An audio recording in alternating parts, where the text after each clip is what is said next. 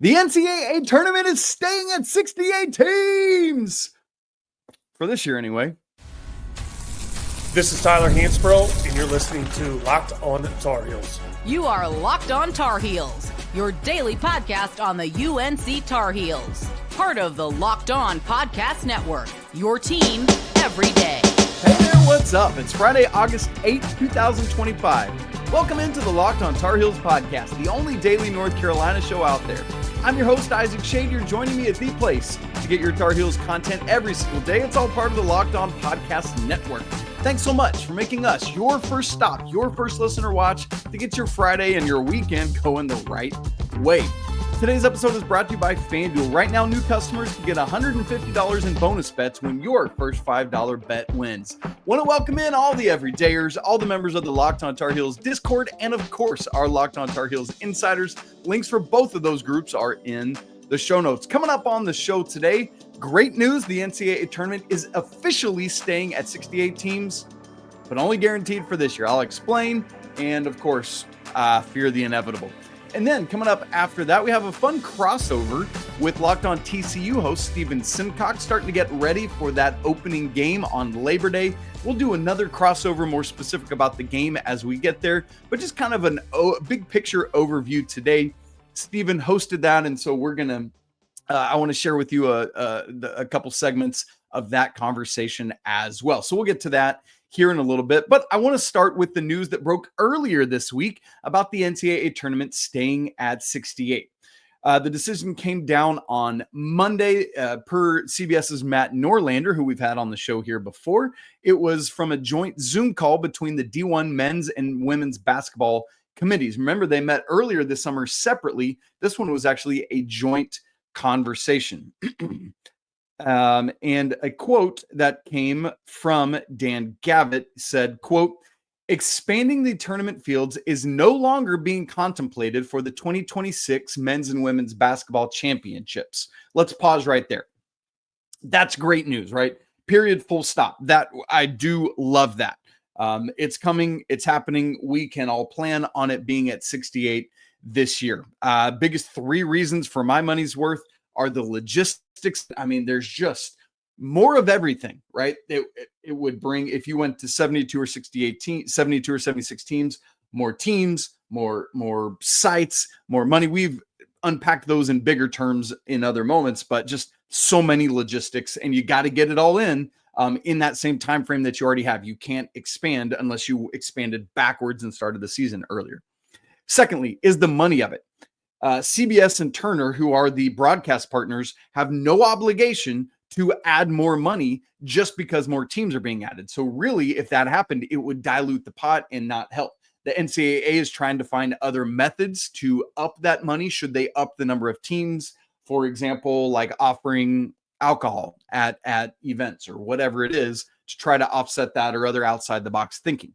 But that money is a big thing. Because, hello, we know it. The only reason to expand this field is the money grab. And if the money's not there, they're not going to do it, thankfully. So can we continue to crater that? I hope so. So there's other reasons, but those are the two biggest, almost certainly. And I would say, I think a distant third, but I think a third is the public outcry. The vast majority of people, like upper 90%, simply don't want this because it's insane. And so let's keep that in mind. But the rest of Dan Gavitt's statement is this. However, there's always a big but in these, right? However, the committees will continue conversations on whether to recommend expansion to 72 or 76 teams in advance of the 2027 championships. So it's that thing of like temporary relief, but in the back of your head, you know, it's just going to keep happening year after year after year until they inevitably expand it. And look, if we're being honest, and I always want to be honest, given the fact that the beginning of the school year is like a week and a half away at this point for most schools, given the fact that a lot of schools already have their schedules out, and I had detailed before how I fully believe if the field was expanded, teams are going to schedule wildly different. And so those kind of things lead to like almost being impossible or completely unfair to programs to expand this year without their prior knowledge. So it seemed inevitable that this was the outcome, that we would not get expansion this year. But I have no hope and no faith that it won't happen in 27 or maybe in a subsequent year. And even if they're just going to keep pushing it 1 year down the tracks, and there's never this like, hey, for the next 10 years, we promise you that we're not going to expand it. That's just never going to happen. And so we got to deal with that.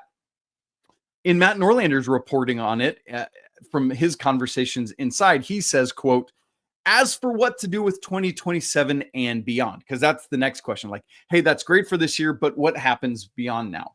The topic remains up for scrutiny and debate. The committee's men's and women's committees have thoroughly looked into the logistics, financials, and frameworks of going to 72 or 76 teams. And here's the kicker. At this stage, sources said, the long-term decision is ultimately going to come down to whether to remain at 68 or move to 76. Increasing to 72, while not officially off the table, isn't seen as a worthwhile endeavor and is regarded as a long shot third option. So that's critical to be aware of. When we're talking expansion now, it seems like it's not the little step up to 72. It's if we're going to do it, we're just going to go ahead and rip the Band-Aid off and go to 76. And so that's a massive disappointment because it's so many more teams. That is 16 more teams added to both fields. It's just so insane. So now when we talk and think about expansion, it's either staying at 68 or blowing up to 16 more total teams. That's crazy. And for my, while Norlander, and I think so well says here, 72 isn't seen as a worthwhile endeavor and regarded as a long shot third option. I don't think 76 is a worthwhile endeavor either. I just don't think you get the bang for the buck that they're hoping they will get. It's crazy. And again, I just know it's so inevitable that they're going to try to find a way to snake this in, sneak it in, and to try to give it a positive spin. Yay, more teams that already have bad resumes, that are already like, if you're adding 16 more teams, think about it right now. You've got first 4 out, next 4 out. You would have all 8 of those teams in, plus the next 8 teams after that. That's insanity.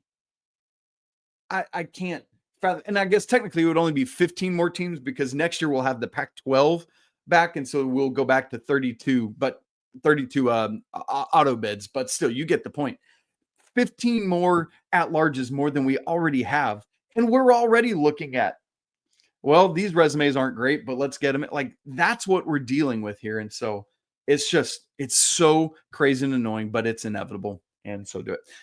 Also, before we move on to our crossover with TCU, I did have a mailbag question I wanted to address because I wondered if other people might have it as well. And this has to do with Ivan Matlakovich committing to North Carolina out of the transfer portal.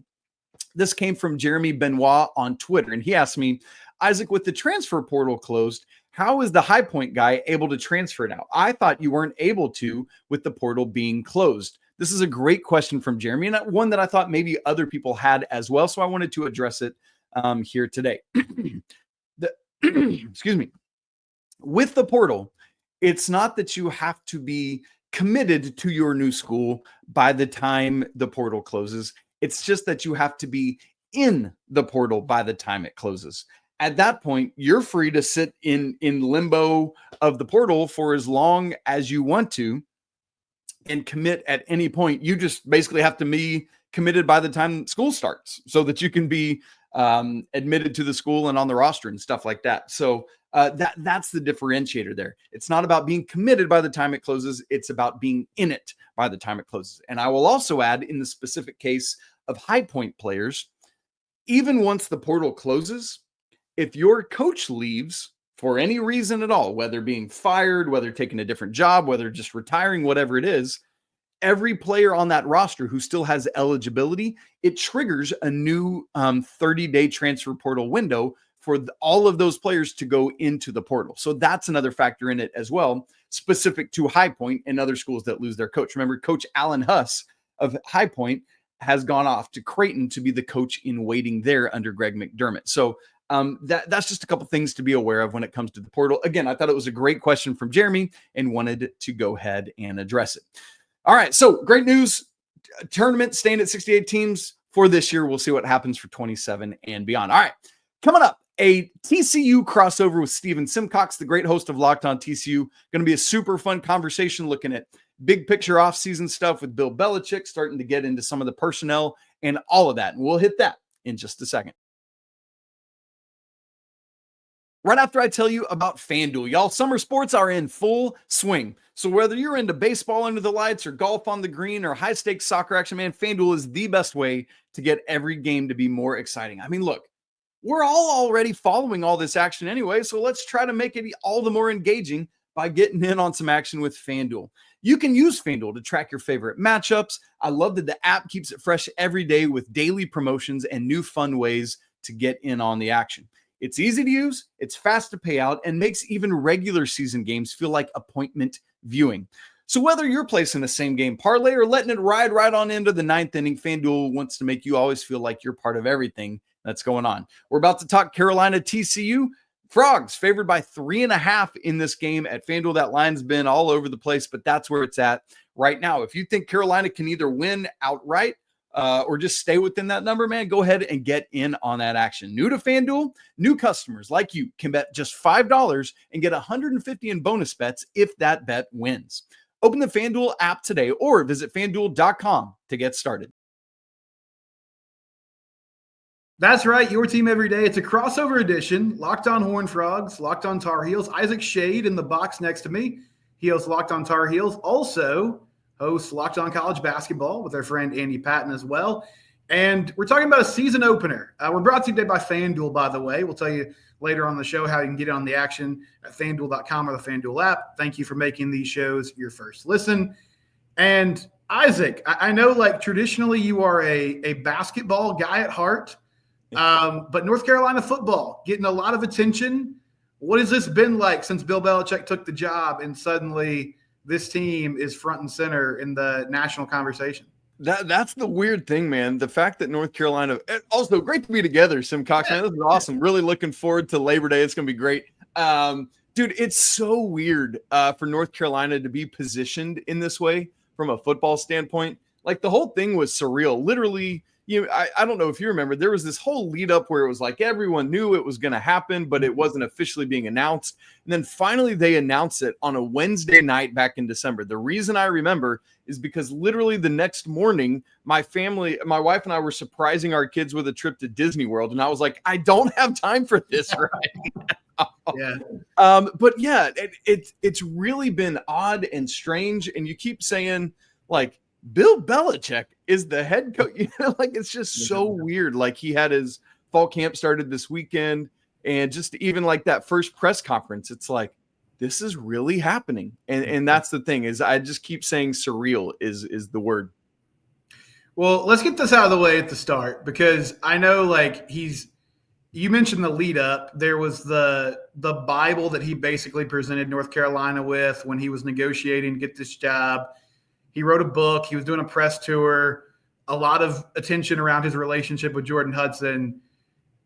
Is there any tension here, Isaac? Like how real is that? Or is a lot of this just kind of gossip and fodder because it's, obviously fun to talk about?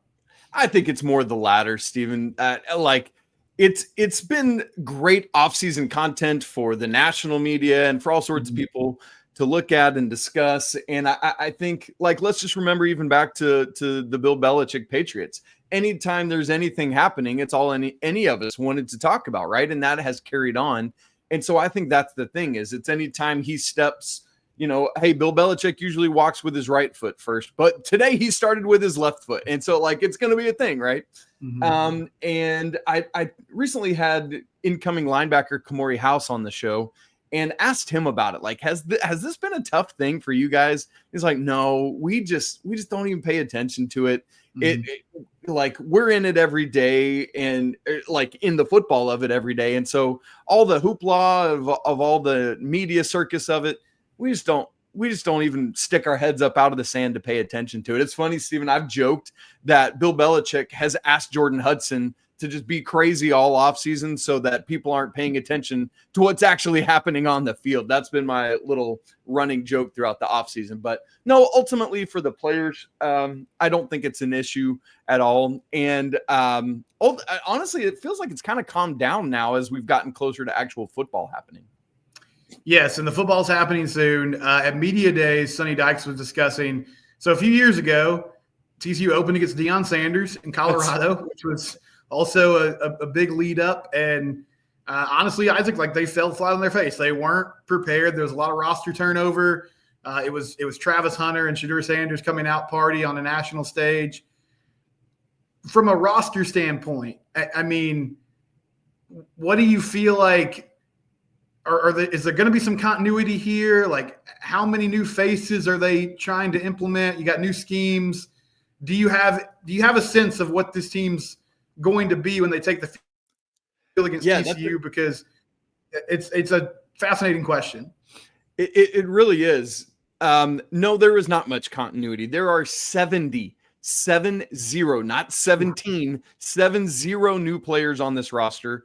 And it's an absolute crazy thing to have to try. And unlike the NFL that Bill Belichick is used to, you ain't got 4 preseason games to get to work all those kinks out, right? Like the TCU game, that's the game where you get that. And even in this portal era, as we all know so well, you don't even have necessarily the same squad you had for spring practice. And so it's all brand new. And so in terms of expectations of continuity, and it's like if this was last year, it would be like, well, there's 70 new faces, but at least you can hand the ball to Omarion Hampton and watch him go, right? Mm-hmm. There isn't that. And so there's so much unknown like that we could fast forward to December, Simcox, and you could say Carolina won 4 games or Carolina won 9 games, and neither result would shock me because of the unknown of this. And this is fast forwarding ahead a little bit, but also because Carolina's schedule is very doable in a lot of ways. And so we'll see what happens with that. Your question also brought up one I'd been curious to ask to you about, just the weirdness of the fact that TCU played Deion in that first game, and now we'll play Bill Belichick in that first game. Probably the two, as I can remember it, at least two most like hyped, all of a sudden, like, wow, this is crazy moments. What is it like to be kind of the other team in both of those moments where you just kind of get to slide in and play ball? Well, I think there's some anxiety for TCU fans because of what happened the last time that they were in a situation like this. But I've been on the record this offseason, like, I think it's a great thing for TCU because, honestly, I mean, after that loss to Georgia in the national title game, this program has taken a back seat on the national stage. Like, there was a ton of hype around the Colorado game they lost, that disappointing year. Quietly in the back half of last season, they turned things around and made a bowl game and won their bowl game and ended up winning 9 games. But I don't think a lot of people know that. I mean, you look at where they're picked in the Big 12, it's 7th, 8th, sometimes 5th, but it's kind of middle of the pack. And internally, I believe this is a group that feels like they should be playing in Arlington for a Big 12 championship at the end of the year. They're bringing a lot of players back. Josh Hoover, returning quarterback, who put up really big numbers last season. So, as you said, I don't know how good North Carolina is going to be, but I know at least on Labor Day when they play the Tar Heels, there'll be a lot of eyeballs on the TV. And if you win that game, then suddenly it's like, okay, hey, look at TCU. They're back in the picture. And a couple weeks later, you play another ACC opponent in SMU, which made the playoff last year. So you have a couple of chances early in the season to sort of put your best foot forward.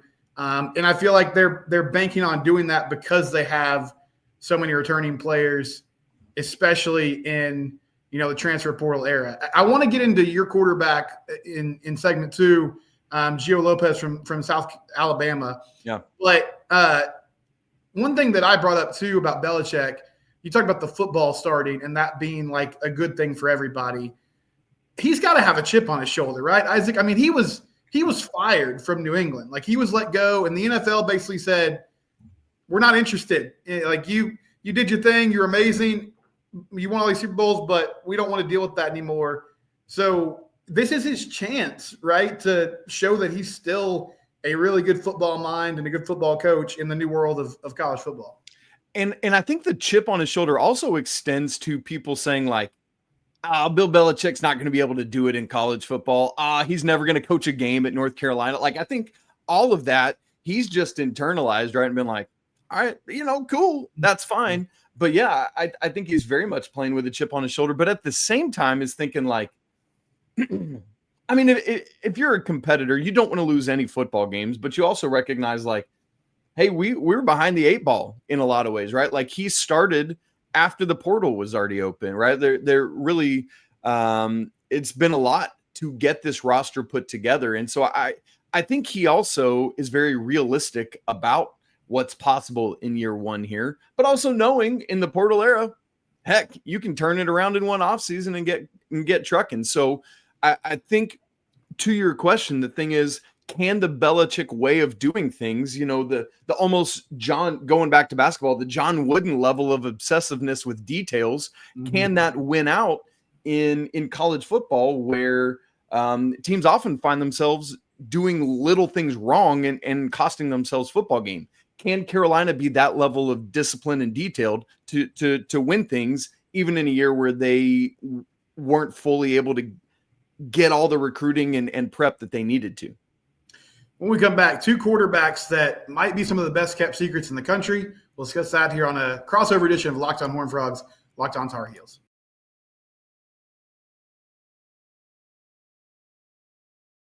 So bringing Isaac back into the conversation, Gio Lopez from South Alabama. I guess the most interesting thing to me, Isaac, like he's a mobile guy, and maybe I'm missing this, but he looks like he really is a dual threat player. North Carolina, obviously a very pro style background with his coaching staff and Freddie Kitchen. Right. How do you think they're going to try to meld his skills with, what they would traditionally do on offense? The funny thing is I'm assuming, just as you are, Stephen, that it's going to be Gio Lopez as QB1, and we'll get to that in a second. But Max Johnson, Brad Johnson's son, who actually started the first game for Carolina last year, had a pretty gruesome leg injury, is back and fully cleared and ready to go. And so there is actually a legit quarterback battle going on where Belichick, at his opening press conference for fall camp on Saturday, discussed like we don't know our timeline, but when we've determined it, we'll announce it. We'd rather make the right decision than a quick decision. And so a lot of years, I don't believe those kind of things. Like a couple of years ago when Mac Brown was like, I don't know, it might be Drake May, it might be Jacoby Criswell. I was like, oh, okay, Mac, that's cute, right? Like legitimately, because of that pro style thing that you discussed, I think Max Johnson, if he is truly back up to speed, might have a shot at being QB1. That said, let's go back to Gio Lopez because I think he has the leg up. He was the guy that went with Carolina to ACC Media Days a couple of weeks ago. So, there's an indication at least of something, unless Bill Belichick is playing chess like usual. I think he is a guy that legitimately, he has a higher ceiling than Max Johnson. I think he has a lower floor than Max Johnson. And ultimately, I think true freshman Bryce Baker, who's probably third on the quarterback depth chart, has the highest ceiling of any of them. He's just behind the 8 ball because he's a true freshman. And so with Gio, it's going to depend on his level of can he make all the throws that Freddie Kitchens in his offense and Bill Belichick are going to ask him to make to go along with what his legs can do. Can he, we in any sport, in this portal era, we always wonder when guys up transfer now up to the ACC level from South Alabama, from the Sun Belt, how does that translate? If it translates okay and he can pick up an advanced system, then he'll be in good shape. And the key is staying healthy, always with a dual threat quarterback. Carolina's been able, one of the things they have been able to do in the portal is get a whole bunch of beef on that offensive line. So that helps in a big way. Ultimately, I think he's going to be able to do it, right? Like, it's not like Gio Lopez was a guy that Mac Brown brought in and he's a holdover. This is a guy that Bill Belichick and Mike Lombardi went and got after spring camp was over and brought him in at that point. And so that tells me that he's a guy that they truly believed could do what they needed him to do. And so I've got faith that that can happen because, good grief, we know Lombardi's track record as a GM, and I believe in that. And so I think Lopez will ultimately be able to do it. He's just got to beat out Max Johnson first. And I forgot about the Mike Lombardi connection too. There's just so many names right when you're going down that coaching staff. It's funny to see. Well, the other QB in this game, Josh Hoover. Yeah. I'll be on the record, Isaac. I was wrong about this dude. Like a couple of years ago, Chandler Morris was the starter, and I did multiple shows where I was like, you can't go into the season with Josh Hoover as your backup quarterback. Like you have to go find a more experienced player, because I didn't really know much about him. He was lightly recruited. He came over with Sonny after Sonny took the job at TCU. But I don't want to just narrow it down to intangibles. But like he's got that it factor. Like you can tell the team just loves him. They rally behind him. They play hard for him. And he put up big numbers without really any running game, like traditional running game. They sort of made some changes in the back half of the season, used Davion Williams. So I'm fascinated to see how Bill attacks him, because I know like that's part of the Belichick lore. He's going to hone in on what you do and try to take it away. And it's Steve, right? His son is the DC. That's correct. Yep. Came over from Washington. Yes, come over from Washington. What's that relationship like? I mean, is it Steve's? Is he doing the play calling? Like, I'm sure Bill will have a heavy influence, but what do you get the feel of how they're kind of divvying up responsibilities on that side of the ball? That's a great question. Frankly, it's something that we're probably going to have to wait to see until it actually unfurls, because as you talked about the Belichick lore, famously, he doesn't give you any more than he has to so that you don't get an edge. I think that he will – I like how you said it there, Stephen. I think he'll have a hand in it, but I think he's going to do what he can to let his son cook, as the kids say these days. Interestingly, he had gone and spent some time up at Washington last year, like leading into the season and kind of being with them a little bit. But I would imagine he's going to let him coach it on defense. And then if things aren't going well, obviously then a head coach will step in and do more. But yeah, that father-son dynamic is always interesting. And I think for my money's worth, Bill would be at his best to step back and let things play out, because you don't want a situation where he's not doing that on offense with Freddie Kitchens, but he is, because it's his kid on defense, even though it's like defense is his calling card. I think that needs to be able to be independent on both sides of the football, but we'll see what happens. For TCU fans sitting here, give me 2 or 3 names, whether it's like transfer guys or players that are holdovers of, hey, North Carolina, this is who they're counting on this year to be big time playmakers. Let's stay with that Washington thing we were just talking about. Steve Belichick brought a whole bunch, 4 or 5 different dudes came with him from Washington. Mm-hmm. 2 on the defensive side of the ball I want to point out. Number 1 is Thad Dixon, who's a cornerback. I think he could play just about anywhere in the secondary, if we're being honest, but had 2 seasons at Washington, 2 seasons before that at Long Beach City College. So he's an old head coming in, just has a good, good energy, like kind of talks a big game, like is coming in and just has some bravado. And sometimes you need that. Like Carolina's weakness at a massive level in the Mac Brown 2.0 era was their defense. And so Carolina needs some dudes on defense, and I think Thad Dixon will be one of them. In the middle of that defense, another guy coming over from Washington is a guy I referenced earlier, who's Kamori House. He's a linebacker. Man, I really like him. I think he's going to add a lot to this defense. The problem is probably my biggest question mark on defense is just not a player specific conversation, but is the defensive line. And so I think the linebacking core and the secondary is going to have a lot of work to do. On the other side of the ball, I mentioned Omarion Hampton earlier. He was like the straw that stirred Carolina's drink last year. Like you just trust him and he goes out. So the big thing is, how do you replace Omarion Hampton? The cliche, first off, you can't. But secondly, I think the guy that gets first crack at it is a holdover, and that's Davion Gause, a.k.a. Bullet Gause. And so he's got a similar running style and can do a lot. So I think that's the running back to watch for. And then Jordan Shipp is a returning wide receiver who's got a lot of hype. He was one of Carolina's representatives at ACC Kickoff. And so that's just a couple names on both sides of the ball to watch from the Tar Heels. What about for the Frogs there, Simcox?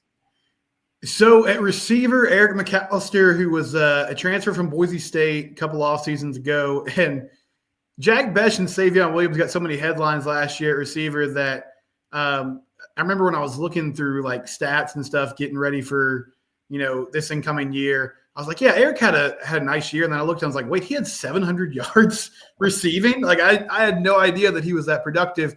Had some big touchdowns against Kansas and Texas Tech that were like kind of game-changing plays. So he's stepping into that wide receiver 1 role this season. I expect him to have a big year. Defensively, I think Bud Clark, their safety, is like an adjunct professor at this point. I believe this is year 19. Famously had the pick 6 against J.J. McCarthy in that Michigan playoff game that sort of, kicked off the good vibes in that one, and is returning. He's one of those guys, revenue share has helped him out a lot. Like, he could have been an NFL player this year, could have gone to the draft, but it was like, hey, if I can make some money here, like I'll stick around for one more season. So a lot of experience in the back end of that defense. And then Devin Deal, edge rusher, who came over from Tulane last season. He led the team in sacks, and he's at the stud linebacker spot, which in Andy Avala's defense is like stand-up, pass rusher. He'll drop into coverage at times, but that's the guy that they're expecting to get to the quarterback on a consistent basis and really be the leader of this defense. Super fun to join Stephen Simcox for that conversation today. My big thanks to him for his time, getting us to know a little bit about TCU. Obviously, so much of the offseason conversation has been about the Tar Heels and Bill Belichick and all of that. So that was a big part of that conversation. You guys have been another great week on the show. I'm very excited for next week. If you've been with us for a long time, every offseason I do a top 10 storylines from the previous academic year. And that's going to be Monday, Tuesday, and Wednesday of next week on the show before we pick up roster preview series on Thursday and then a conversation with Coach Rob on Friday. So make sure you tune in for all of that. If you haven't subscribed to the show on video and audio, do that right now so you don't miss a second of Locked On Tar Heels. We'd love for you to join the Locked On Tar Heels Discord community, and it's a great place. That link is in the show notes, absolutely free to join. And if you want to go next level with the show, Locked On Tar Heels Insider, that link is in the show as well. Great place to be. Hope you guys have a great weekend. It's always a great day to be a Tar Heel. We'll talk again on Monday. Until then, peace.